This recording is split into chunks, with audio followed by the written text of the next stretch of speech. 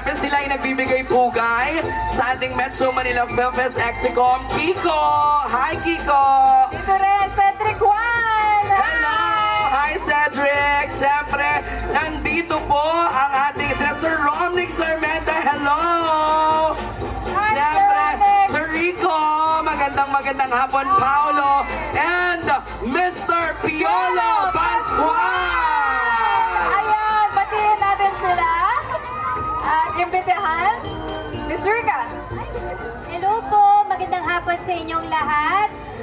Excited na ba kayo for all the movies this coming December 25? Yes! At syempre po, excited na rin kaming mapanood ninyo ang Manila's Finest.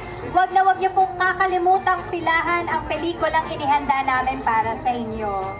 Maraming salamat, Miss Rica. It's your comeback movie din, diba? Talaga naman. Thank you so much. Direk Raymond, magandang hapon. Bumati po kayo. Hello, yeah.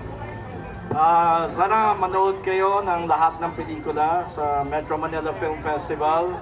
Sineselebrate natin talaga ang classic na paraan ng pagnood ng pelikula talagang sa sinehan at sa big screen, no? Pero sana unahin yung Manila's Finest, no? So, first time ko sa Metro Manila Film Festival. So, yun ang regalo nyo sa amin.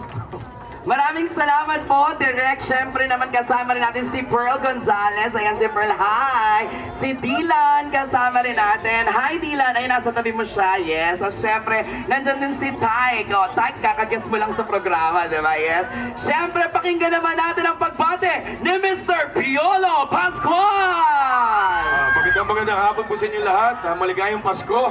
At naririto na naman po kami para mag-present ng aming pelikula. Of course, huwag natin kakalimutan na tangkiligan ng pelikulang Pilipino this coming Christmas.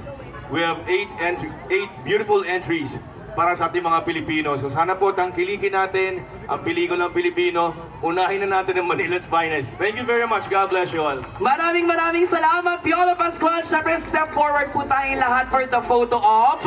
Lahat ng cast muna, tapos susundan siyempre ng ating MMFF Exicom. Ayan. Let's start the photo op with Mr. Piolo Pascual and the rest of the cast of Manila.